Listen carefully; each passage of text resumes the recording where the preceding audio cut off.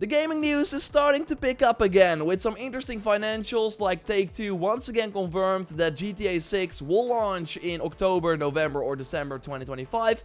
We also learned more about the future of Warner Bros. Games, PlayStation, and way more. Got the leaked release date for a big 2024 game, so a ton to go over. Sit back and let's go. Let's start with PlayStation. The PS5 is outpacing the PS4 in sales, with more than 61 million units sold of the PS5 globally right now. They sold 2.4 million in the second quarter of the year, and worth noting is that the PS4 already had discounts while the PS5 actually increased in price in some territories. The digital to physical games sold ratio is now also 80% digital and 20% physical, while it was 70% on average in the last financial year. As expected, physical games are dying a slow death. Operating income, so profit for their gaming business, is up 32% versus last year, and they note that the success of Helldivers 2 and the Ghost of Tsushima PC version really helped their business. I think it's interesting that Sony is doing very well with the PS5, while it also feels like they're kind of holding back. We only had like 3 major AAA games this generation: Horizon Forbidden West, God of War Ragnarok, and of course Spider-Man 2. But there should be way more of those in the second half of the PS5 life cycle, and we're entering that of course next year. And the new IP from Sony Santa Monica might be one of those. We namely got Galuko posting on LinkedIn that Sony Santa Monica presented the opportunity of coming back as character supervisor, looking at the entire character development pipeline on their new IP, so here I am.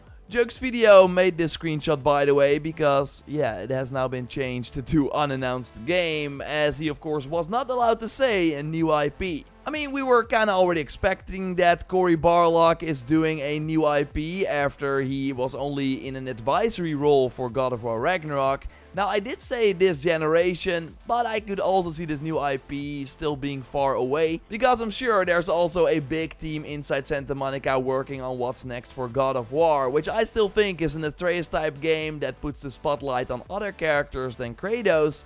I still expect that to be revealed very soon, but it does seem that this new IP will release before whatever God of War 3 will be, probably in a big new mythology. It sounds kinda crazy, but that's probably a PlayStation 6 title, right? According to LinkedIn, there are around 450 people working at Sony Santa Monica, so enough to have at least 2 games in development at the same time.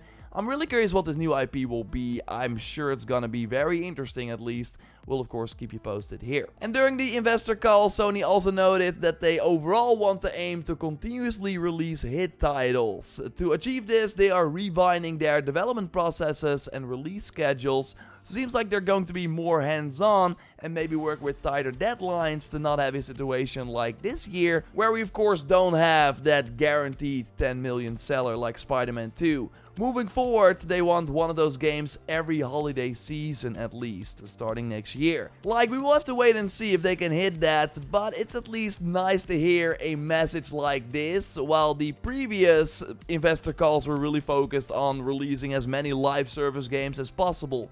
It really seems that their core single-player titles are taking the top priority again, which again is good news. Another big game we can still expect this PS5 generation is from the newly bought studio Firesprite, and this week we learned it's a dark horror game from an established IP, and that it's potentially releasing on the PC day one. And now we can kinda piece things together, because in 2022 they were hiring for a game writer for an unannounced branching horror narrative.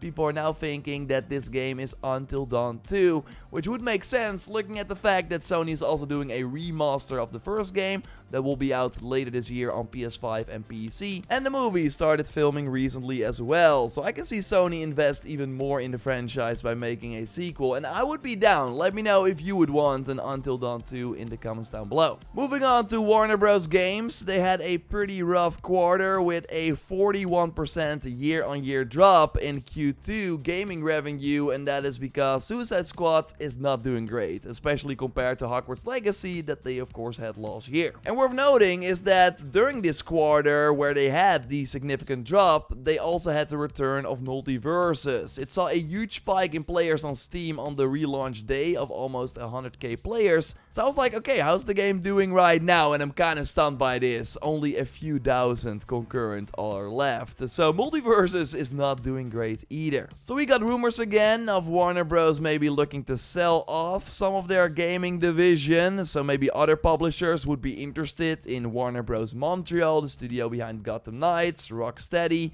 NetherRealm behind Mortal Kombat, TT Games from the Lego games. You would think they would hold on to Monolith Productions, at least until after they launch the Wonder Woman game that they of course have been working on since Shadow of War. Again, these are rumors. What will more likely happen is the fact that they are looking to license their IP to other game studios. So basically what Marvel and Disney have been doing with quite a lot of success. They then take up to 30% from all the game sales and only really have to like help the development team work on the title and of course spend on the marketing. But yeah, this would mean that a studio not called Rocksteady or Warner Bros. Montreal could make a Batman game. I saw someone say Sucker Punch making a Batman game would be insane, and I do agree. But we are seeing a shift where companies like EA are canceling a Star Wars game at Respawn, a Mandalorian shooter, which I'm still sad about. And Ubisoft Massive is not going to make another Avatar or Star Wars game, but instead will return to the Division 3. Like, it's way more lucrative for these gaming publishers to focus on their own franchises that they fully own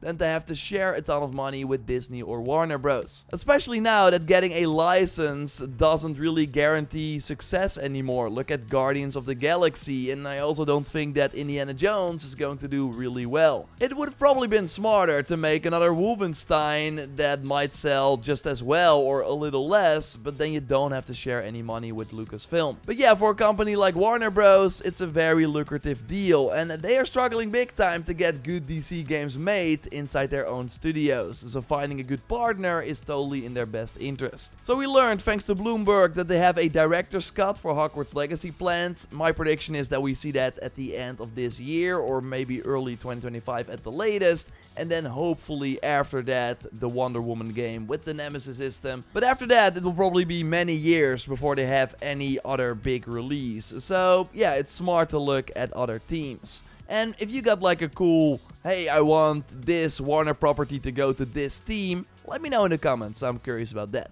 Okay, now I got quite a lot of quick shots, gaming news stories I want to go over quickly. And of course, if you like these big gaming news roundup videos, leave a like. That would really help me out, so thanks for that. And subscribe, because we post one of these every Sunday. Last week I talked about the fact that Dragon Age the Veilguard seems to be targeting a late October release date. And well, it seems to be Friday, October 30th, because that is the day that the art book releases, as found by Seagreens on Reddit. And yes, art books mostly launch on the same day as the game. This was also the case for both Mass Effect Andromeda and Dragon Age Inquisition. So October 30th is safe to assume, otherwise it will be 1 week before that. Either way, it's a perfect window without any like big competition in the single player RPG space, so I really hope this is true. We should get the official confirmation and likely new gameplay at Gamescom opening night live on Tuesday, August 20th, and I will of course keep you posted here. Some sad news: Ready at Dawn, the studio behind the God of War PSP games, The Order 1886, and most recently Lone Echo on Oculus, has been shut down.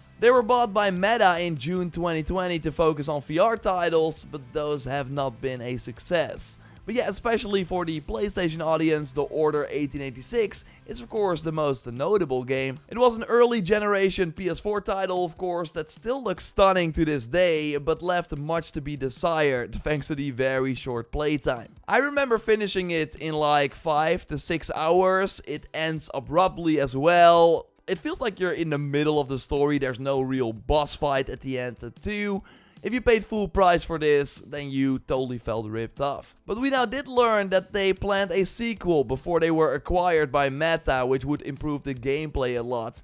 Like, I would have loved to be in the timeline where we did get a sequel to this, because the IP has a ton of potential. But I also wonder if it would have been a success. Like, if you don't like the first game and paid full price for that, then why would you spend money on a second one? This cost Watch Dogs 2, the better game, to do much less at launch than the first Watch Dogs. But yeah, RIP, Ready at Dawn, always sad to see a studio with a big history close. The PS4 and Xbox version of Star Wars Jedi Survivor have a release date, September 17th, 2024. It will cost $50, and the PC version will also be updated in the coming weeks. I really want to see the Digital Foundry video on this. Like, I cannot imagine that the old gen version will run great, or otherwise it will probably look really bad. Like, they have to do something to have it run at like a steady 30 FPS. Final Fantasy 16 is seemingly coming to PC very soon because it was found in the latest Nvidia driver update.